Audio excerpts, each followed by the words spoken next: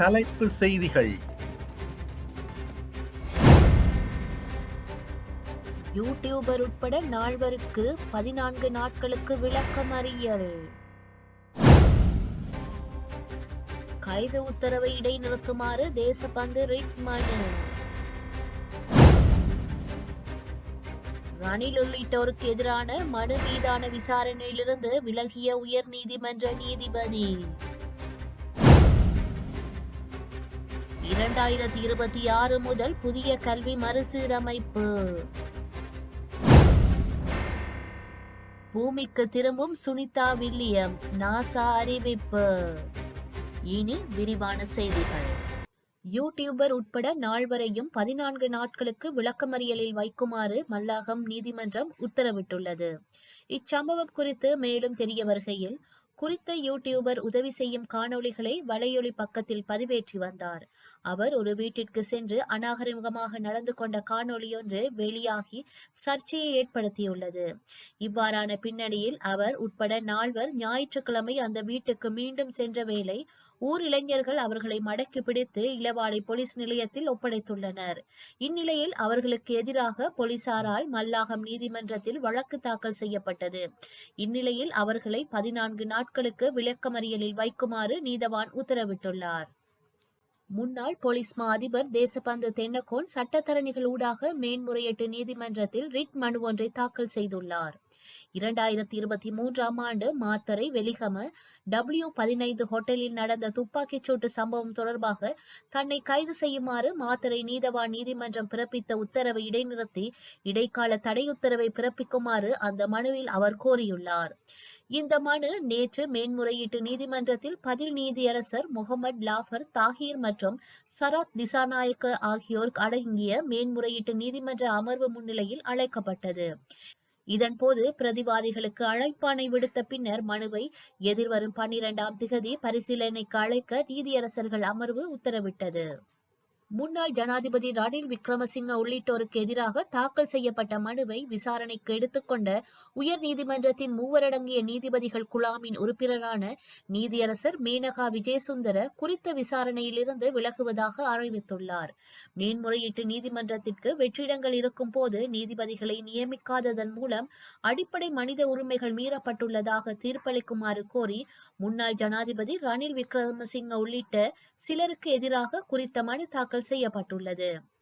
Janak D Silva, Priyantha Fernando மற்றும் மேனகா விஜயசுந்தர் ஆகிய 3 அடங்கிய உயர் நீதிமன்ற நீதிபதிகள் குழாம் முன்னிலையில் இந்த மனு விசாரணைக்கு எடுத்துக் கொள்ளப்பட்டது.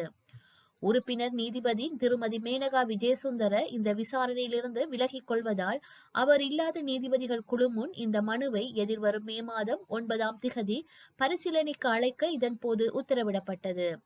ஜனாதிபதியின் சட்டத்தரணி சேனக வல்கம்பாயவினால் இந்த மனு சமர்ப்பிக்கப்பட்டுள்ளது. கடந்த நவம்பர் மாதம் வரை மேன்முறையீட்டு நீதிமன்றத்தில் 5 வெற்றிடங்கள் காணப்படுவதாக மனுதாரர் ஜனாதிபதி சட்டத்தரணி மனுவில் சுட்டிக்காட்டியுள்ளார்.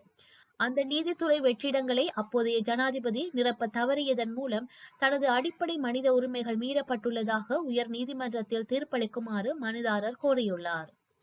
2026ஆம் ஆண்டில் புதிய கல்வி மறுசீரமைப்பு தொடக்கப்படும் என்று பிரதமர் கலாநிதி ஹரிணி அமரசூரிய தெரிவித்துள்ளார். இதற்கான தயாரிப்பு செயல்முறை 2025இல் நடைபெறும் என்றும் பிரதமர் தெரிவித்துள்ளார். கல்வி, உயர்கல்வி மற்றும் தொழிற்கல்வி தொடர்பான அமைச்சர் ஆலோசனை குழு சமீபத்தில் பாராளுமன்றத்தில் கூடிய போது பிரதமர் இந்த கருத்தை வெளியிட்டுள்ளார். புதிய கல்வி மறுசீரமைப்பு 5 பிரதான தூண்களின் அடிப்படையில் நடைமுறைப்படுத்தவிருப்பதாக குழுவின் தலைவர் தெரிவித்துள்ளார். இதற்கமைய புதிய பாடநெறியை அறிமுகப்படுத்துதல், மனித வளத்தை மேம்படுத்துதல், உட்கட்டமைப்பு வசதிகளை அபிவிருத்தி செய்தல், பொதுமக்களை விழிப்புணர்வூட்டல் மற்றும் உரிய மதிப்பாய்வு மேற்கொள்ளல் போன்ற பிரதான விடயங்களின் கீழ் இந்த கல்வி மறுசீரமைப்பு தரம் 1 முதல் தரம் 6 வரையான மாணவர்களுக்காக 2026ஆம் ஆண்டு முதல் அறிமுகப்படுத்த நடவடிக்கை எடுக்கப்பட்டிருப்பதாக அவர் மேலும் குறிப்பிட்டுள்ளார். கல்வி, உயர்கல்வி மற்றும் தொழிற்கல்வி அலுவல்கள் பற்றிய அமைச்சுசார் ஆலோசனை குழுவுடன் இணைந்ததாக 6 உபக்குழுக்களை அமைப்பது குறித்தும் இங்கு கலந்துரையாடப்பட்டது. இதற்கு அமைய கல்வி மறுசீரமைப்பு, பாடசாலைகளில் காணப்படும் பௌதிக மற்றும் மனிதவள குறைபாடுகள், பாடசாலைகளில் இடைத்தர வகுப்புகளுக்கு மாணவர்களை அனுமதித்தல், கல்வி சபையை நிறுவுதல், உயர்கல்வி பிரிவு, திறன் கல்வி பிரிவு ஆகியவற்றின் கீழ் ஆலோசனை குழுவுடன் இணைந்ததாக 6 உபக்குழுக்கள் அமைக்கப்பட உள்ளன. அத்துடன் குறித்த அமைச்சு தொடர்பில் தேசிய மற்றும் மாகாண மட்டங்களில் காணப்படும் விடயங்கள் பற்றியும் இங்கு கலந்துரையாடப்பட்டது.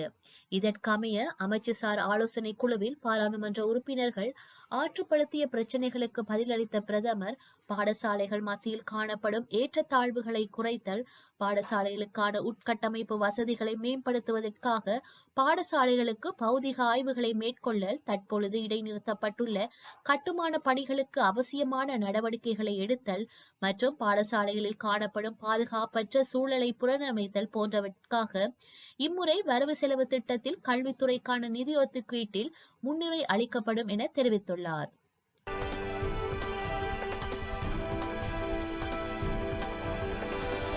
விண்வெளி நிலையத்திலிருந்து சுனிதா வில்லியம்ஸ் மற்றும் பாரி வில்மோர் இருவரும் மார்ச் 16 பூமிக்கு திரும்புவதாக நாசா அறிவிப்பு வெளியிட்டுள்ளது. இந்திய வம்சாவளியை சேர்ந்த சுனிதா வில்லியம்ஸ் நாசா விண்வெளி ஆய்வு மையத்தில் பணியாற்றி வருகின்றார். இவர் ஏற்கனவே 2 முறை விண்வெளி நிலையத்திற்கு சென்றுள்ளார்.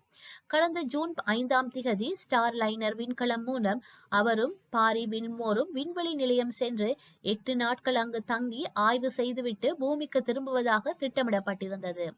ஆனால் ஸ்டார் லைனர் விண்கலத்தில் ஏற்பட்ட தொழில்நுட்ப கோளாறு காரணமாக பூமிக்கு திரும்புவதில் தாமதம் ஏற்பட்டது. அவர்கள் 9 மாதங்கள் விண்வெளி மையத்திலேயே தங்கியுள்ளனர். இந்நிலையில் சுனிதா வில்லியம்ஸ் மற்றும் பாரி வில்மோர் ஆகியோர் 9 மாதங்கள் விண்வெளியில் கழித்த பின்னர் எலான் மாஸ்கிற்கு சொந்தமான ஸ்பேஸ் எக்ஸ் டிராகன் விண்கலத்தின் மூலம் மார்ச் 16 பூமிக்கு அழைத்து வரப்படுவார்கள் என்று நாசா தெரிவித்துள்ளது.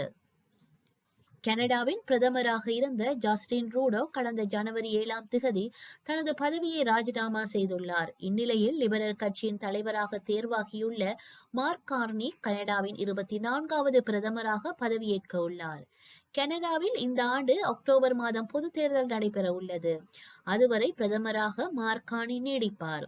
லிபரல் கட்சி தலைவரான சச்சித் மொஹ்ரா லிபரல் கட்சி தலைமை பதவிக்கான போட்டியில் முன்னாள் மத்திய வங்கி தலைவரான மார்க் கார்னி வெற்றி பெற்றதாக அறிவித்துள்ளார். மார்க் கார்னி கனடாவின் 24வது பிரதமராக பதவியேற்க இருக்கின்றார். இவருக்கு வயது 59. 2008 ஆண்டு முதல் 2013 ஆண்டு வரை கனடா வங்கியின் 8வது கவர்னராக மார்க் கார்னி பணியாற்றியுள்ளார். லிபரல் கட்சியின் தலைமை பதவிக்கான போட்டியில் மார்க் கார்னி 1,31,674 வாக்குகளை பெற்று வெற்றி பெற்றுள்ளார். இலங்கை இந்திய கடற்தொழிலாளர்களின் பிரச்சினைக்கு நிரந்தர தீர்வை வலியுறுத்தி தமிழகத்தில் பாரிய போராட்டம் ஒன்றை முன்னெடுக்கப் போவதாக விஜயின் கட்சியான தமிழக வெற்றி கழகம் அறிவித்துள்ளது. இந்த போராட்டத்தில் தளபதி விஜயும் கலந்து கொள்ள உள்ளதாக இந்திய ஊடகங்கள் செய்தி வெளியிட்டுள்ளன. அடுத்த வாரம் இந்த போராட்டம் இடம்பெற உள்ளதாக தெரிவிக்கப்பட்டுள்ளதுடன் இதற்கான அனுமதியை தமிழக வெற்றி கழகம் போலீசாருடன் முன்வைத்துள்ளது. தமிழக வெற்றி கழகத்தின் கடலூர் மாவட்ட நிர்வாகிகள் இந்த போராட்டத்தினை ஏற்பாடு செய்துள்ளமை குறிப்பிடத்தக்கது.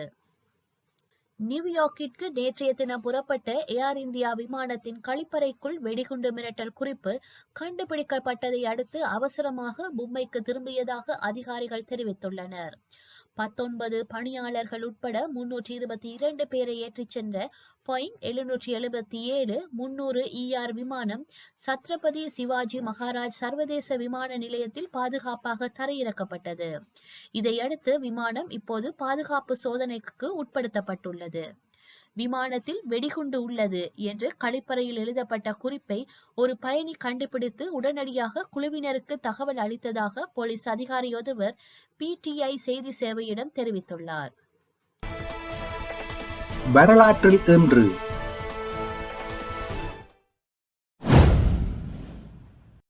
1902 இலங்கையில் காங்கேசந்துறையில் இருந்து சாவகச்சேரி வரையான 21 மைல் நீள புகையிரத பாதை அமைக்கப்பட்டது. 1983 பாகிஸ்தான் அணுகுண்டு சோதனையை வெற்றிகரமாக சோதித்தது. 2011 யப்பானின் ஒன்சு தீவில் வடகிழக்கு பகுதியில் 8.9 புள்ளிகள் பெரு நிலநடுக்கம் ஏற்பட்டு ஆழிப்பேரலையாக உருவெடுத்தது. 2012 பாகிஸ்தான் காந்தாரம் அருகே அமெரிக்க இராணுவத்தினரால் பல பொதுமக்கள் படுகொலை செய்யப்பட்டனர். செய்திகளை உடனுக்குடன் தெரிந்து கொள்ள உடனே சப்ஸ்கிரைப் செய்து பெல் பட்டனை கிளிக் பண்ணவும். மேலதிக செய்திகளை தமிழ் தாய் இணையதளத்தில் பார்வையிடலாம்.